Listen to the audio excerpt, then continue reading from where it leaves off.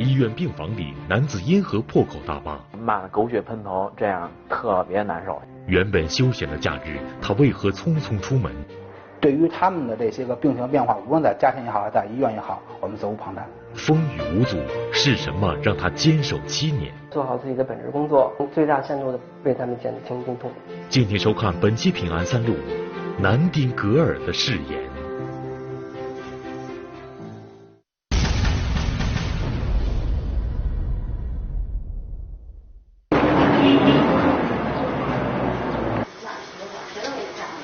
你他妈眼瞎心也瞎呀你！你说眼瞎心也瞎呀？还给我告诉主任你，我这不愿跟你家一般一样的完了，你说不让你掺和。视频中破口大骂的男子是一位肾功能衰竭患者，每星期来医院做2次透析。而他辱骂的对象就是这位年轻的男护士崔家珍。骂人的骂的话也特别难听，让人无法接受。谁这样骂过自己？自己的爹妈也不可能会说这样骂。因为对小崔注射操作的不满，患者大发雷霆，并且对小崔辱骂不止。他可能得病之后，这个心态有一定的转变。这是小崔工作5年来，也是他有生以来听到过的最不堪入耳的辱骂。快要压制不住了。作为一个男人来说，让人能够这样骂得狗血喷头，这样特别难受。但是最后还是忍下来了。小崔是山东人，本是个艺术专业的学生，但由于父母的坚持，小崔虽不情愿，但最终还是走上了护理的道路。觉得如果是一个男孩子干一个护理这个行业，就感觉有点扭扭捏捏那种，特别不大气的那种样子。2011年，小崔被分配到北京博爱医院，在血液透析室当起了男护士。那时的小崔并没有料到自己能够坚持这份工作直到今天。几个哥们儿就问自己是做什么工作的，当时说一句我是一名护士，大伙儿就开始特别就是投来那种嘲笑的目光吧。除了身边的朋友不理解，来自于病人和家属的不信任，也让初入职场的小崔苦恼不已。当时提到男生，就觉得这个手比较重，干什么工作或者是操作之类的，会有一些比较粗心大意，不被看好的。不仅如此，因为每天接触的都是情绪不稳定的患者，工作上巨大的精神压力更是让小崔不堪重负。护士长就给我教导了一下，病人他得病，他肯定会心里有一个变化，也是需要一个心理护理的。在护士长的开导下，小崔慢慢解开了心结，他开始改变自己的态度，试着全身心地融入到工作当中，试着设身处地地为病人着想。渐渐的，小崔发现，只要肯努力，男护士同样可以得到大家的认可。虽然是说你是一个护士，但你也毕竟是一个医务工作者，周围的朋友、亲戚得一些病之类的，可以说做一个早期的诊断，有助于他们早期发现这个病灶，早治疗。如今，小崔在血液透析室的工作已经得心应手，不仅得到了亲朋好友的支持，也得到了病人的认可。透析室吧，所接触的这个病人患者，因为他需要长期透析，相对来说都是一些老病号，跟我们关系相处的已经算是说很不错了。面对外界复杂的医患互换关系，小崔说，他能够做的就是坚持恪尽本分，守住自己的良心。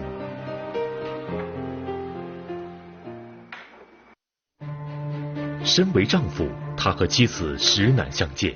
有些人可能会不相信，毫无血缘，他却随叫随到。别这么客气，千万别这么客气，应该。平安365，南丁格尔的誓言继续播出。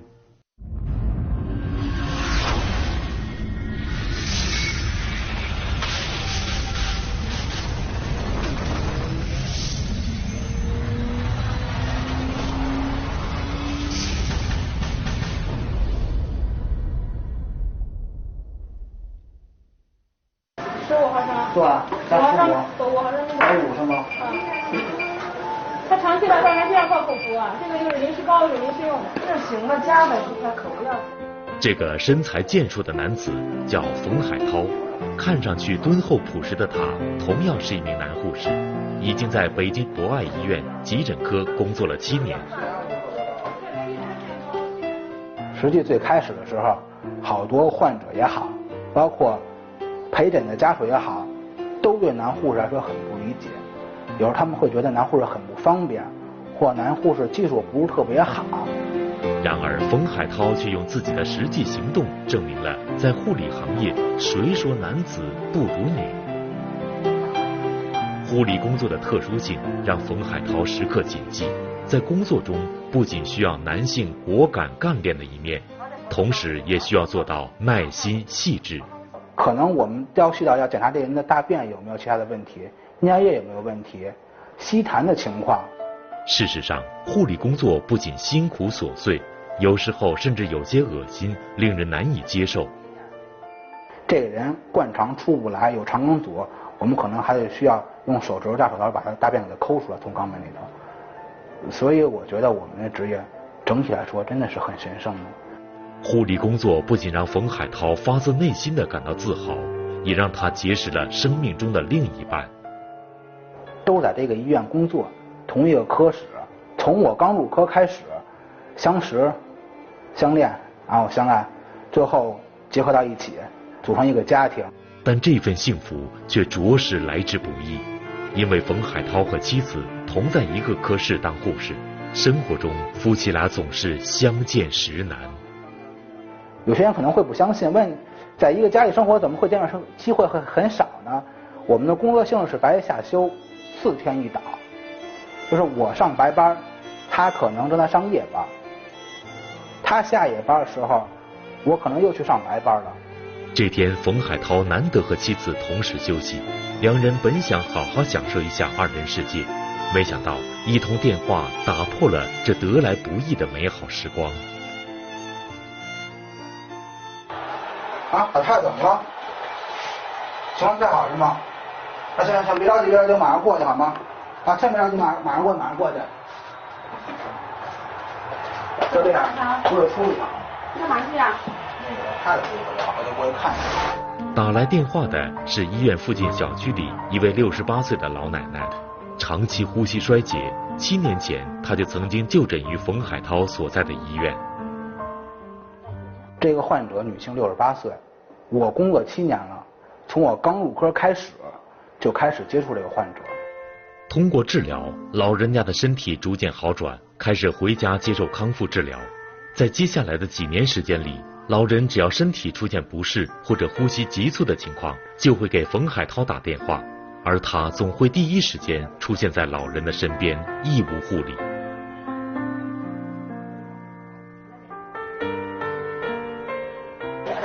来，你看手伸进来，来放松点啊。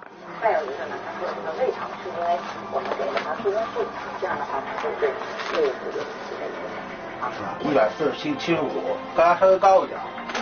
啊，但他有什么具体有什么不舒服的吗？因为可能他们的医疗知识不足以让他们在家能够享受到日常的护理，我们有责任或有义务去家里完成这一方面，他们确实我们能做的东西。整体呼吸参数没什么需要可以改的，他目前这呼吸平时看还可以。大狗什么了？啊，96。那还好。行，有什么不舒服的话，我在这儿，你就及时告诉我，好吗？先待会儿，我再观察一会儿。行。啊，整体观察还不错，那我先走了。啊，有事您说啊。哎，老太太今天整体情况还可以，血氧、血压都还不错。然后今儿晚上我也休息，然后有什么事你直接联系我。那辛苦你了啊。经过1个小时的护理观察，在确认老人身体无恙后，冯海涛才放心的离开。像这样的求助，在冯海涛休息的日子里经常出现，而每一次他都会放下手里的事情，第一时间赶到患者家里提供服务。对于他们的这些个病情变化，无论在家庭也好，还是在医院也好，我们责无旁贷。7年坚守，他用真心换真情，前行路上不忘初心。平安365，南丁格尔的誓言继续播出。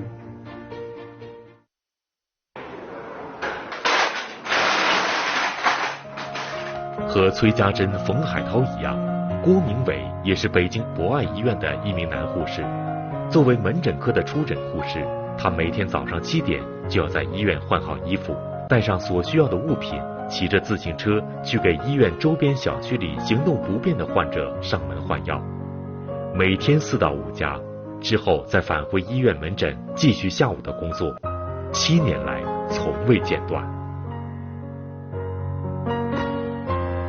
它不是一个1天2天能解决的问题的，可能要持续很长时间观察这个伤口的情况和变化。如果说后期换好了，觉得心里边会有成就感。在医院里，每次换药都是无菌操作，而郭明伟每天到患者家里换药，患者伤口感染的风险无形中大大提升，因此他必须打起12分的精神。除了操作上的难度，由于需要出诊服务的患者多为老年人，不时会出现信息填写有误的情况，这也给郭明伟的工作带来了不小的困扰。我记得印象最深刻的就有一次，手机赶上没电了，地址也是写错了，因为我知道它具体的是哪栋楼，但是哪个房间我不知道了。完了我就去敲门，就随便敲了一个门。就这样，郭明伟挨家挨户地问，终于找到了需要换药的患者家。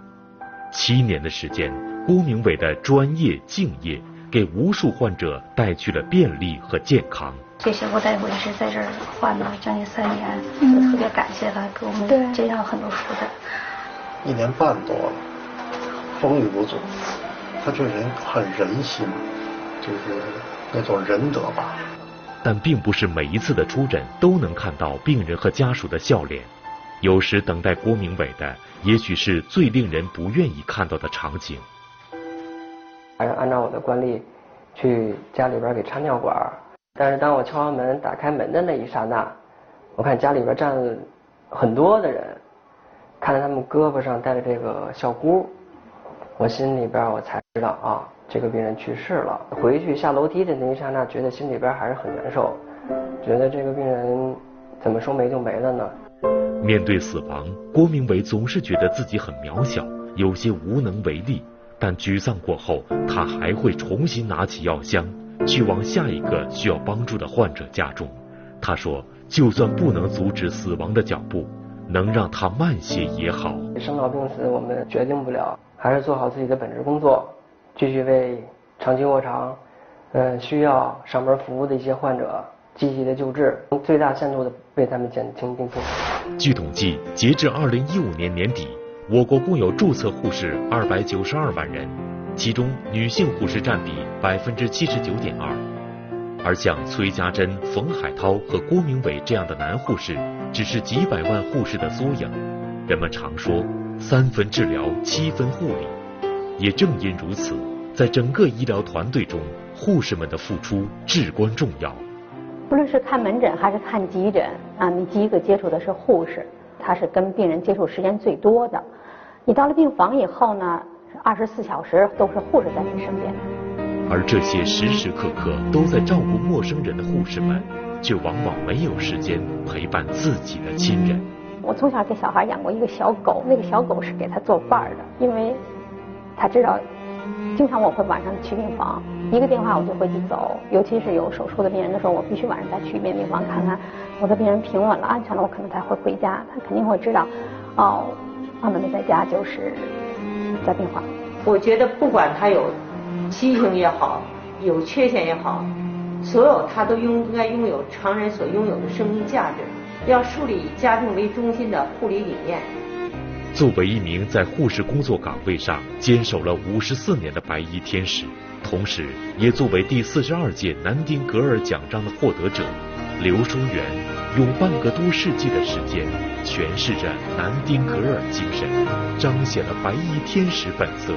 而作为一个前辈，刘淑媛对刚刚踏入护理行业的后辈们有着深深的寄托。我希望他们热爱护理事业，具有人文关怀的精神，设身处地为病人着想。很多的患者他们是非常理解我们的工作，也会积极支持我们工作的。护理事业呢，虽然平凡，但是我们天天在帮助病人康复，所以值得我们一生去尽力，一生去奉献。2016年注定是走向人文护理的一年，也是促进改善医患互患关系的一年。该如何为患者提供更为优质的服务，提高患者和家属的满意度？护士们也一直在思考。随着这个医疗技术的一个发展以后，需要我们护士一个综合素质。那么护士具备心理的知识，还有具备很多健康大众的一些普及的知识。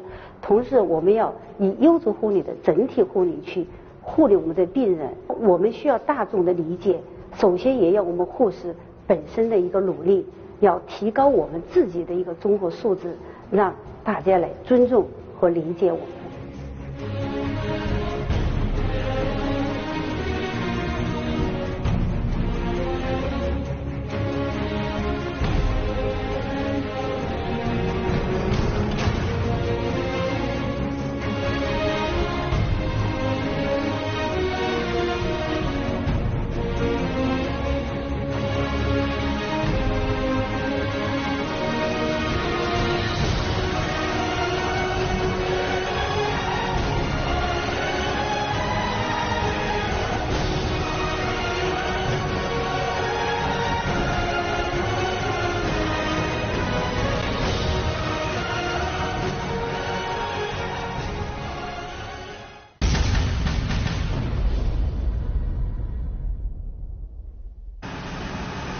2016年4月27日凌晨，江西省九江市阳光花园小区内，一居民楼5层的窗户中突然冒出火光和浓烟。